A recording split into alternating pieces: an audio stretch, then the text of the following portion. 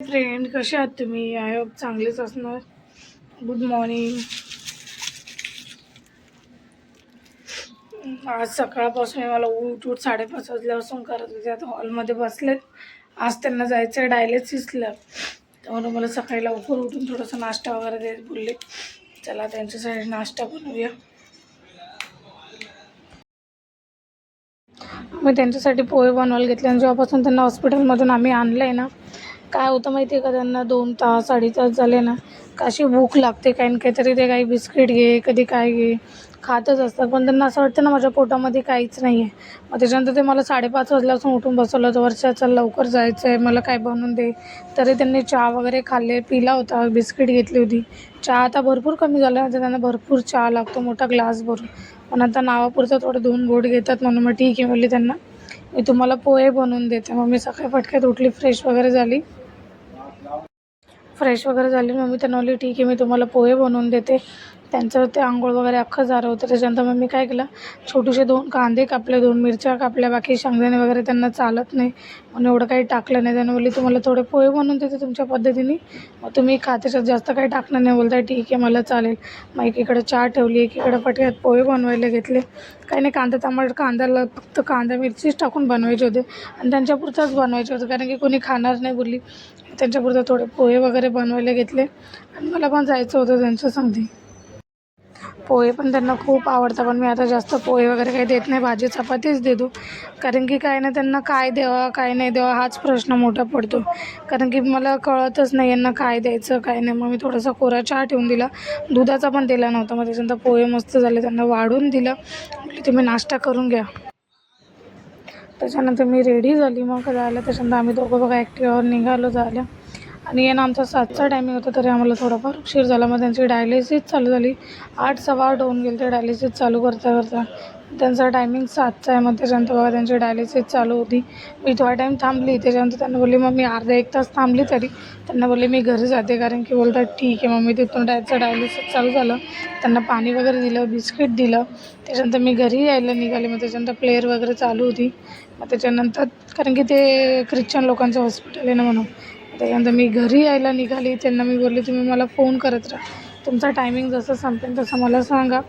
लिफ्टमध्ये बस घरी, कारण की ते झोपलेत तिथे. म्हणजे त्यांची डायलिसिस आता 3, 3:30, 4 तास चालेल. तुम्ही माझे घरचे कामं आवरून येते. गाडी आली, टेन्शन नाही आहे. चला आता पटक्यात जाऊ घरी, मला कारण की थोडंसं सामान पण घ्यायचं आहे रस्त्याने.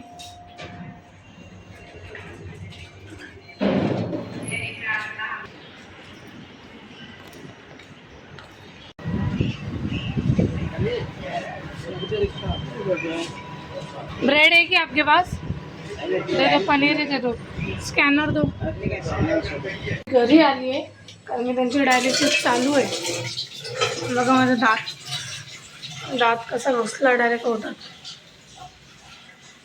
आणि माहिती आहे तुम्हाला, पसारा बघा माझा अख्खा पसारा तसाच सोडून गेली होती. त्यांना पोहे बनवून दिले होते, त्याच्यानंतर अख्खा तसंच पडलं होतं. बुली पहिले त्यांना घेऊन गेली. त्याच्यानंतर बोलले आल्यावर मी पसारावरून, मला वाटलं तुम्ही लवकर येईल, पण मला येता 10:15 झाले. विचार करा तर मला अजून कामं आवरायचे, त्याच्यानंतर कामाला पण जायचं आहे. आता मी पटापट पहिले काम आवरून घेते. काय बनवू रोजचा प्रश्न माहिती, खूप वैताग येतं. पहिले थोडंफार किचन धडाधड आवडते आणि पनीर आणलं आहे, पनीर बनवणार आहे. कारण की सगळा पसारा तसंच सोडून निघून गेली होती. मला वाटलं मी लवकर येईल, लवकर काय मला येता आलं नाही. कारण की खूप सकाळपासून नंबर लावून असतात.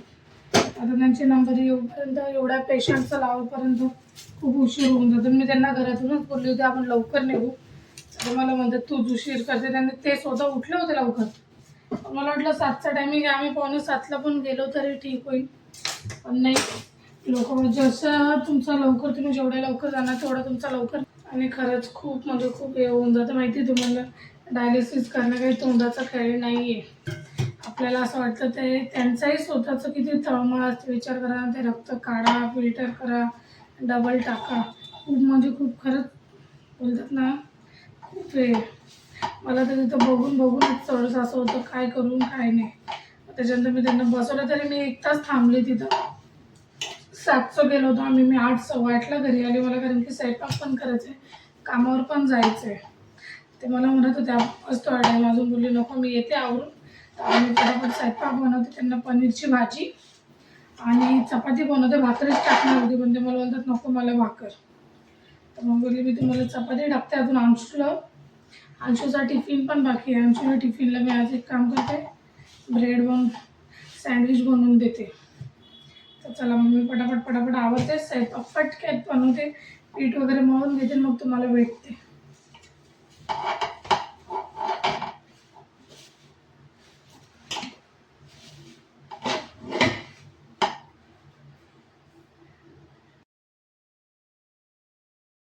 मग मी पटापट चपाती वगैरे करायला घेतली. चपाती करायचा बिलकुल मूड नव्हता, पण काय करू, हे भाकर वगैरे काही खातच नाही.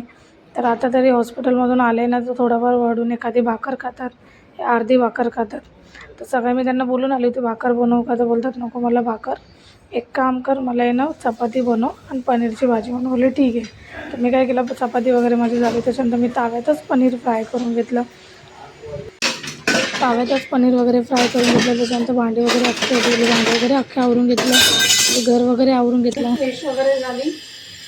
आता फक्त आमचा टिफिन बाकी आहे आणि आमचं आता 1.5 तास डायलिसिसचा होत आला आहे. आता बुद्धीवर दिवा लावते, कारण की त्याच्याच भरोसे सर्व चालू आहे. आता अंशूला उठवते, आता 9:30 होत आले. तर बोलले अजून 10-15 मिनटं राहू दे, मग उठवते त्यांनी 10 वाजता. माझे अख्खे कामं झाले, फक्त मला आता भाजीलाच फोडणी द्यायची आहे आणि त्याच्यानंतर अंशूला टिफिन बनवायचं आहे बस.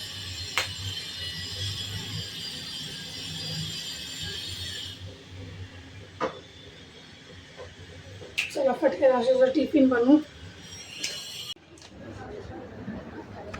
त्याच्यानंतर मग मी भाजी बनवायला घेतली, कारण की माझं काम अख्खं आवरून झालं होतं. भाजीला फक्त फोडणीच द्यायची होती. तर मग मी काय जाऊ दे आरामशीर सर्व करेन. त्याच्यानंतर मी फ्रेश वगैरे झाली, माझं अख्खं आवरून घेतलं, आंघोळ वगैरे करून घेतली. मग त्याच्यानंतर बोलली यांना भाजी बनवते, त्याच्यासाठी मी 2 कांदे घेतले, त्याच्यानंतर एखादी टमाटा घेतला, थोडा अद्रक घेतला आणि मिरची वगैरे टाकली नाही, कारण की त्यांना तिखट कमी सांगितलं आहे. तर मी जास्त मसाले वगैरे एवढे टाकतही नाही आहे. त्याच्यानंतर मग मी 2 कांदे अजून अंशूसाठी पण साफ करून ठेवले. बोलले पहिले मसाला वगैरे वाटून घेते. आणि जास्त मसाले वगैरेचं त्यांना चालायचे नाही, तेल वगैरे सर्व कमी सांगितलं आहे त्यांना. पण रोज प्रश्न आहे तो बनवायचा काय, आणि ते म्हणतात मला हे आवडत नाही, मला ते आवडत नाही. त्याच्यानंतर रोज असं वाटतं आज काय बनवून द्यावं, आज काय बनवून द्यावं. आणि त्यांना आहे ना असं वाटतं, ते म्हणतात मला चवच लागत नाही, मला हेच लागत नाही. मग मी 2 कांदे, 1 टमाटा, त्याच्यानंतर थोडा अद्रक, कोथिंबीर घेतला. त्याच्यानंतर मसाला वाटून घेतला, कारण की बोलली असंच कांदा टमाट्यामध्ये गेलं ते अजून मला आवडत नाही. मी त्याची मस्तपैकी ग्रेव्ही टाईप बनवायचं होतं म्हणून मी मसाला वगैरे वाटून घेतला बारीक, कारण की यांना बनवू तरी ते ना नेहमी मला तरी बोलतात हे नको करून देऊ, ते नको. सतत डोक्यात माझं काही ना चालू राहतं. त्याच्यामध्ये मी दूध ठेवलं होतं एकीकडे, ते दूधही पडलं, पण नंतर बोलले जाऊ दे दूध पडलेलं चांगलं असतं. माझं किचन वगैरे अख्खं आवरून झालं होतं, त्याच्यानंतर दूध पडलं. नंतर मी बोलली जाऊ दे दूध पडलेलं चांगलं असतं, नाही तिकडे होतं डायलिसिस करत.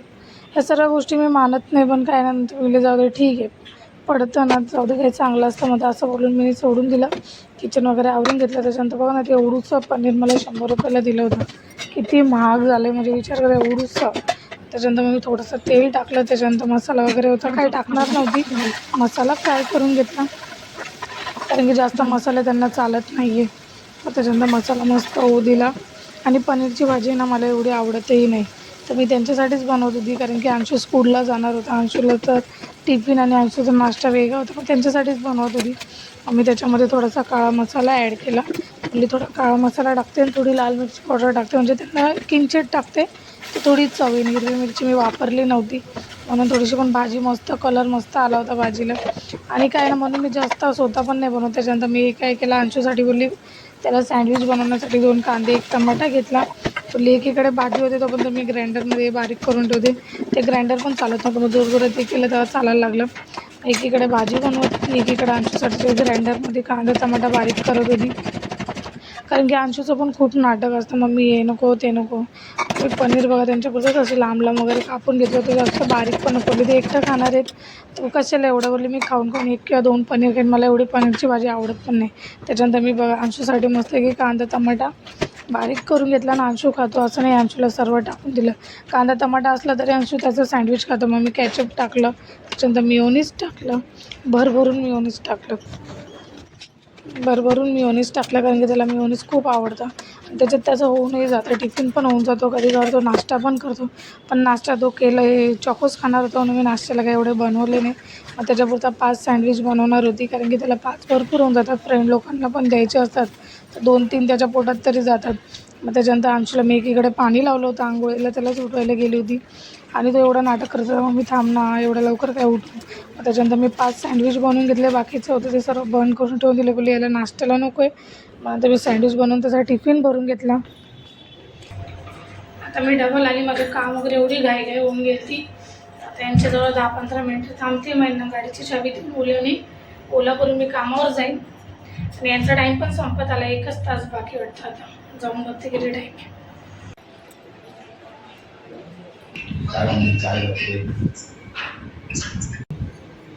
मला मारलेले तुम्ही 1 वर्ष ठेवा, असा तुम्हाला दंडला देईल. ज्या दिवशी मी इथून उठलो त्या दिवशी तुम्हाला ऐकले यांची वापस. अजून यांचे 33 मिनिट.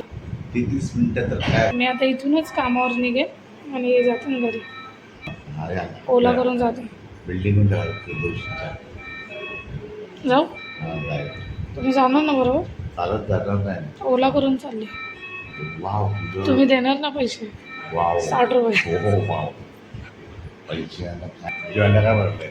आता मी ओला करून कामावर चालले. मला उशीर झाला, बहुतेक 10 मिनटं लेट पोहोचते का काय. मी बहुतेक 5 मिनटंच लेट पोहोचन. बघू आता, त्यांचं अजून 33 मिनिट बाकी. मग त्यांचं मला तरी वाटतं 11-20 पर्यंत होऊन जाईल. आता टाईम त्यांना बोलले बसा थोडंसं आराम करेन, मग जाऊन. तर ठीक आहे, चला माझं भेटू तुम्हाला नवीन ब्लॉगमध्ये. तोपर्यंत बाय बाय.